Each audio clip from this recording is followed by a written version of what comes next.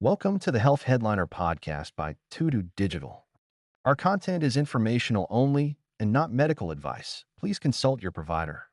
Now, let's dive into today's headlines. I want you to visualize your morning routine for a second. It is 7 a.m. The sun is just starting to creep through the blinds. You are sitting at your kitchen table. And for most people, that routine is fairly simple. Maybe a cup of coffee, reading the news. Right. But I want you to picture something different. In front of you is a glass of water, and next to it is a small plastic cup. Inside that cup is a pile of tablets. We are not talking about a daily vitamin. We are talking about 5, maybe 6, perhaps even 11 separate tablets. It is a serious visual. Some of those tablets are large and chalky. Others might be small and slick. And you know that some of these need to be taken with a specific amount of food. Maybe you need exactly 400 calories of fat to absorb them properly. Others have to be taken on a completely empty stomach, which means you have been calculating your breakfast timing since the moment you woke up. You swallow them one by one. You feel them hit your stomach. You get that familiar, very faint metallic taste in the back of your throat. And you have done this every single morning, without fail, since maybe 1996. When you do the math on that, it is over 10,000 mornings. 10,000 times you've had to physically remind yourself of your condition before you have even had a chance to start your day. Exactly. This is the reality for the specific group of people we are focusing on today. If this is you, you are a survivor. You have lived through the human immunodeficiency virus epidemic for 30 years. You are healthy, the virus is suppressed, you are living your life. But that handful of pills, that is the physical weight you still carry, it is what the medical community calls the pill burden. It is a burden that is often completely invisible to the outside world, yet it entirely defines the daily existence of long-term survivors. But what we are discussing today is the scientifically proven possibility that those 11 pills could become just one. Just one pill. That is the headline. Welcome to the Deep Dive. Today is February 25th, 2026, and we are unpacking a study published literally today in The Lancet. It is called the ARTISTRY-1 Phase 3 Clinical Trial. This is a truly significant moment in medicine. We are looking at data that could fundamentally change how we treat the most experienced, most heavily medicated population of people living with this virus. Our mission for this deep dive is very specific. We are exploring a new combination therapy. 2 drugs, 1 single pill. The drugs are bictegravir and lenacapavir. We are going to explain exactly what those ingredients are, why they are being combined, and how they might replace the complex regimens patients have been stuck on for decades. To do this thoroughly, we are pulling directly from the full scientific paper authored by Professor Chloe Orkin and her colleagues, as well as the official press release from Medical Express. We want to synthesize all of this data to understand exactly what this means for you or your patients. Let us start by establishing exactly who we are talking about. Usually when we discuss medical breakthroughs or new drug trials in this field, the focus tends to be on the newly diagnosed. We picture a 20-something who just received a positive test and is starting treatment for the very first time. ARTISTRY-1 is entirely different. This study did not recruit people who were naive to treatment. They explicitly recruited the survivors. If you look at the demographics of the participants, the median age was 60 years old. 60, which is significantly older than your typical clinical trial population for this kind of therapy. It is. The age range actually extended all the way up to 84.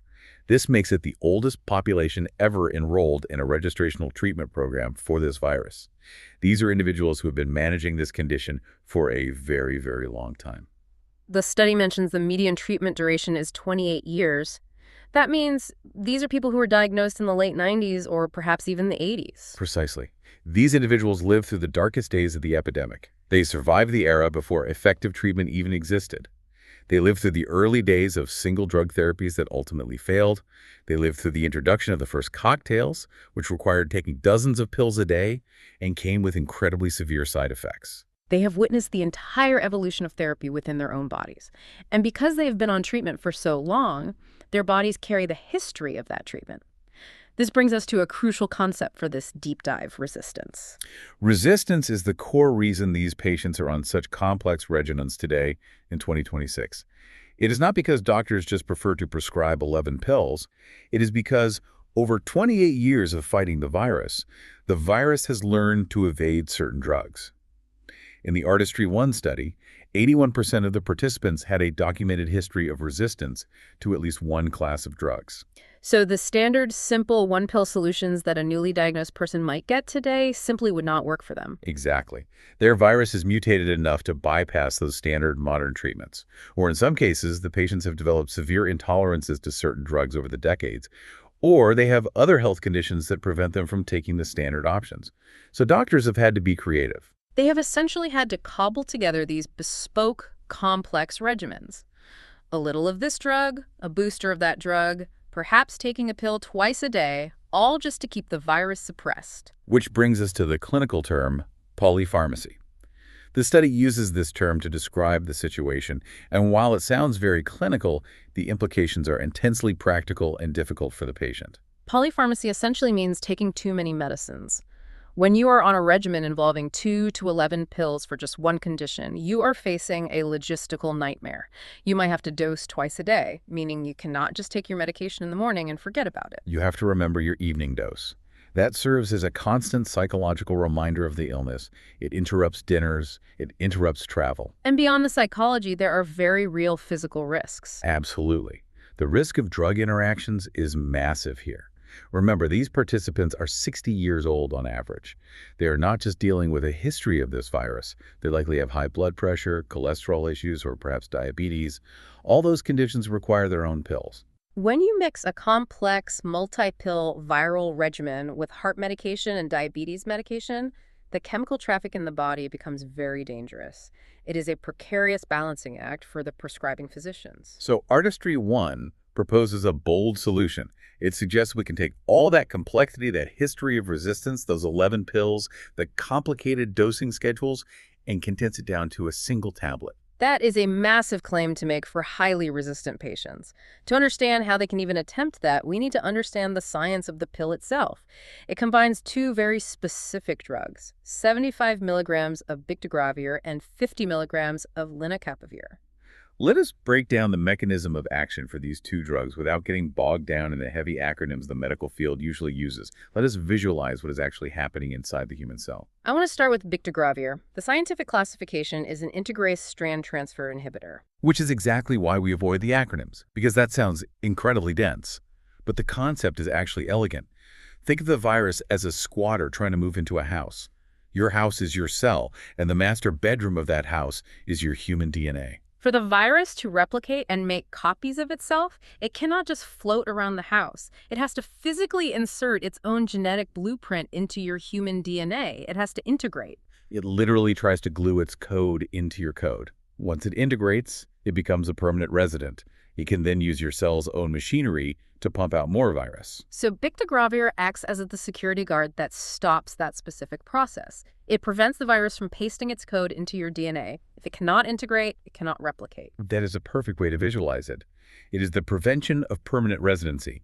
Bictegravir is known in the field for having a very high barrier to resistance, meaning it is very difficult for the virus to figure out a way around it. But for these survivors, these patients with decades of heavy resistance, one god is not enough. We need a partner drug. Enter lenacapavir. Yes, and this is where it gets scientifically fascinating.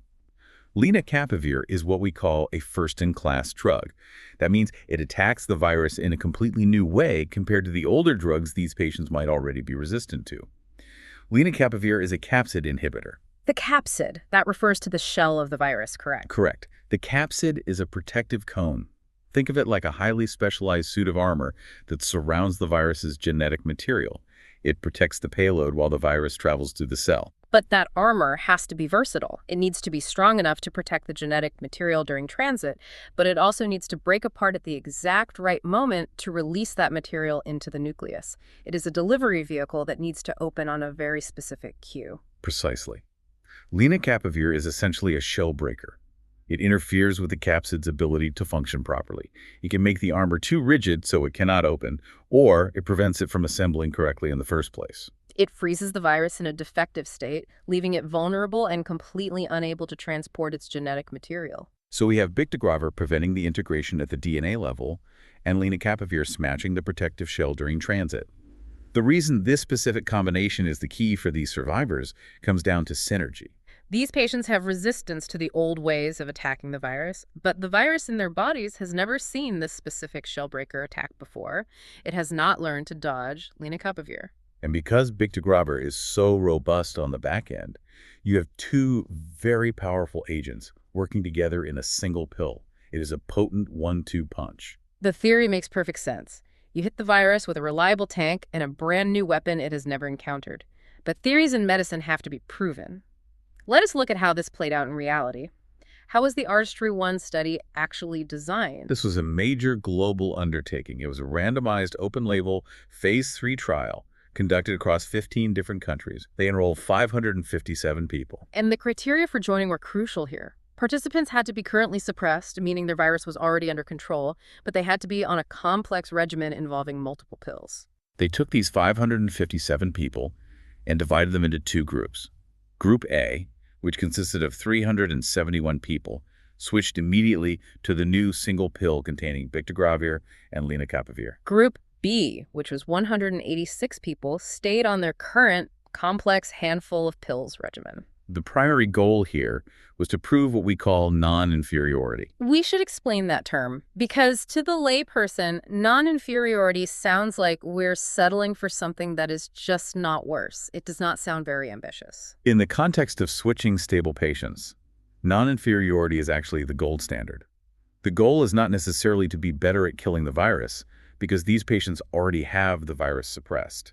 You cannot get much better than undetectable. The goal is to prove that the new simple pill is just as good at keeping the virus down as the complex regimen, but without all the burden. Right. And you have to remember, switching a stable patient who has a history of resistance is medically risky.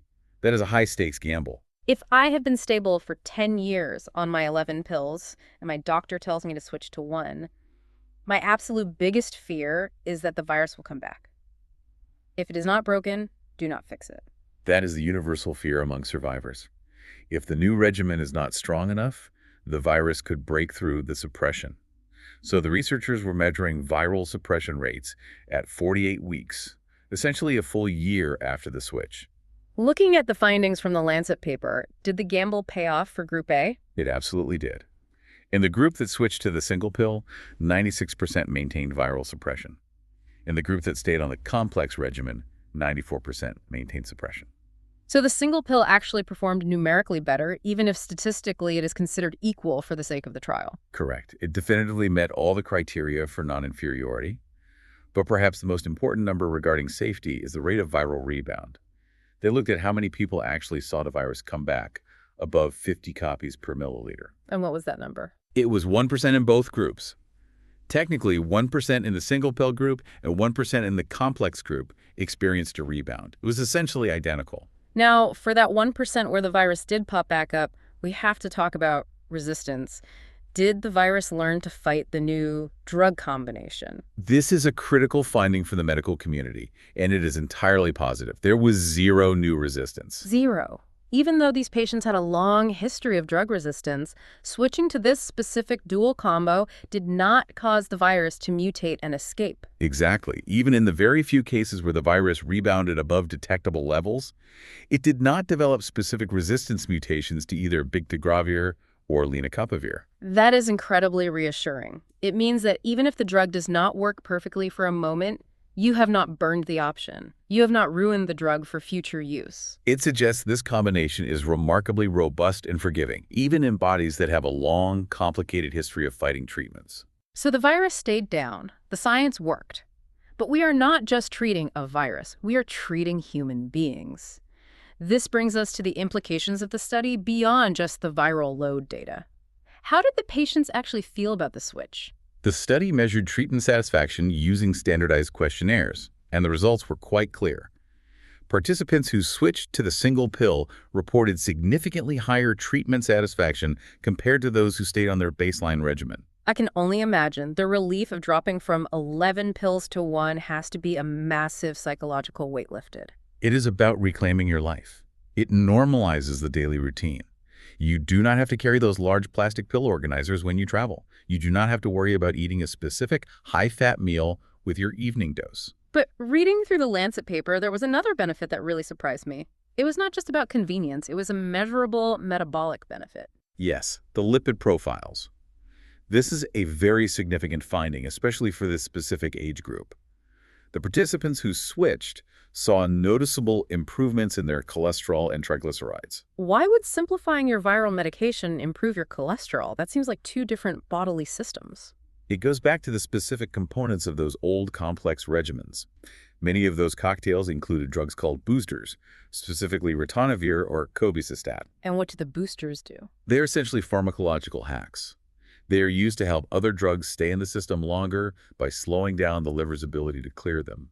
But boosters are metabolically dirty. They're notoriously known to drive up cholesterol and triglycerides. And the new pill, the bictegravir and lenacapavir combination, does not require a booster? Correct. It is a completely booster-free regimen.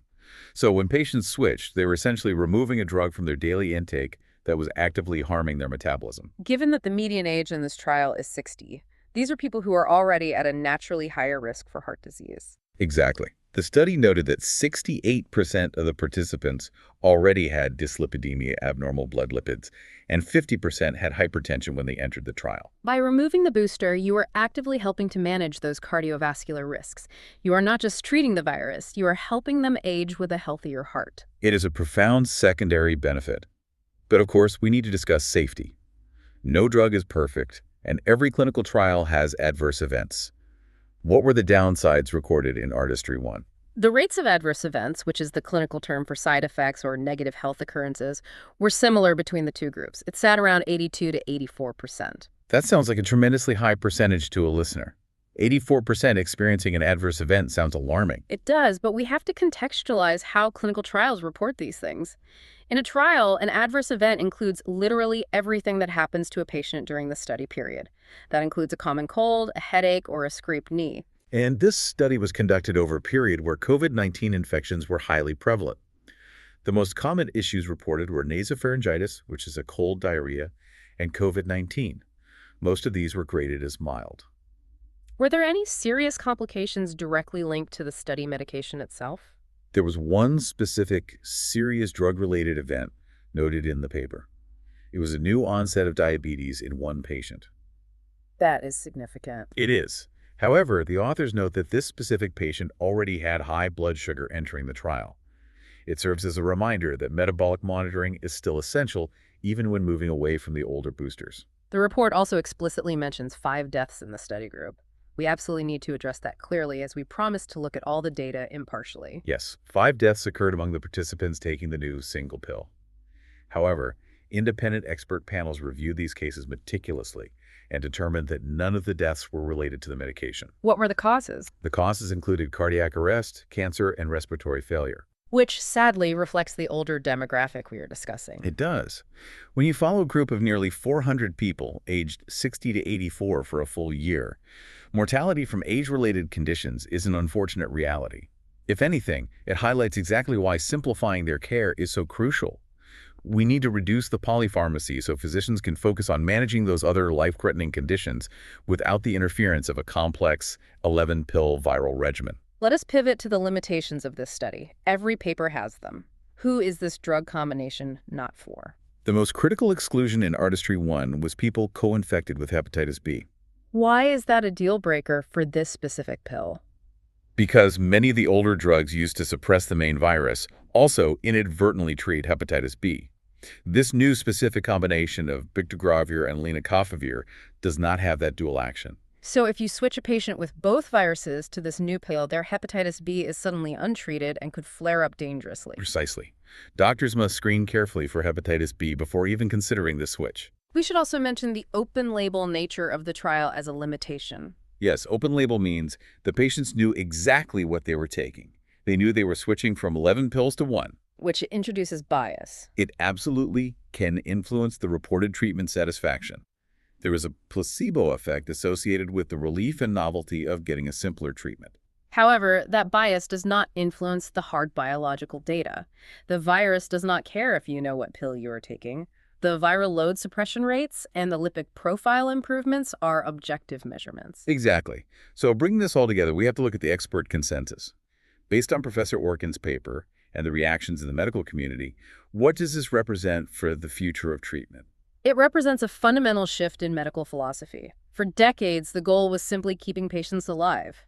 Now, the goal is helping patients age well. We are addressing what experts call the gray wave. We have an entire generation of people aging with this virus who are now managing aging kidneys, aging hearts, and diabetes alongside their original diagnosis. It is about looking at the whole person, not just the viral load. Reducing the pill burden reduces the risk of daily dosing errors. It drastically reduces the risk of severe drug interactions. It frees up what we might call chemical space in the body, allowing doctors to treat those other age-related conditions safely and effectively. For you listening, whether you are a medical professional managing a clinic or someone personally navigating chronic conditions, what is the ultimate takeaway from Artistry-1? If you are in the medical field, consider this study an evidence-based off-ramp for your most complex patients. You do not have to leave them on a heavy, toxic regimen just because it happens to be working at the moment. You have the option to optimize. And for the patients themselves. It is a resounding message of hope. Science has not forgotten the long-term survivors. Most research funding chases the new infections, but there is a dedicated push to make your life simpler and your long-term health better.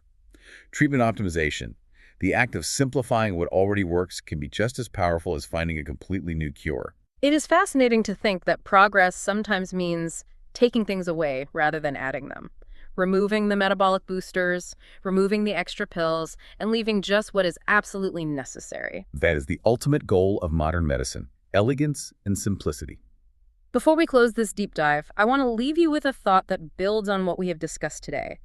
We have talked about the massive relief of reducing 11 pills down to just one daily pill, but we also talked about lenacapavir, the capsid inhibitor. Which is a remarkable drug. It is, and one of its properties, which wasn't the focus of this specific daily pill trial, is that it can be formulated to be extremely long-acting. Yes, it can stay active in the body for months. So if we can find another long-acting partner drug that matches lenacapavir's durability, are we looking at a near future where the survivor does not even need a daily pill at all? We are certainly moving rapidly in that direction. Yeah. Long-acting injectables that you only take every few months are already entering the market for other patient profiles. As we refine these combinations for the highly resistant survivors, that daily morning routine with a glass of water might disappear entirely. A future without the daily reminder, just a doctor's visit twice a year, and otherwise complete freedom from the pill burden. That is something truly worth looking forward to. Thank you for joining us on this deep dive into the Artistry-1 trial. It has been a pleasure unpacking this with you. Stay curious, and we will catch you on the next deep dive. Thanks for tuning in to the Health Headliner podcast by To Digital. Like and subscribe for more health news and breakthroughs. Stay healthy and informed. See you next time.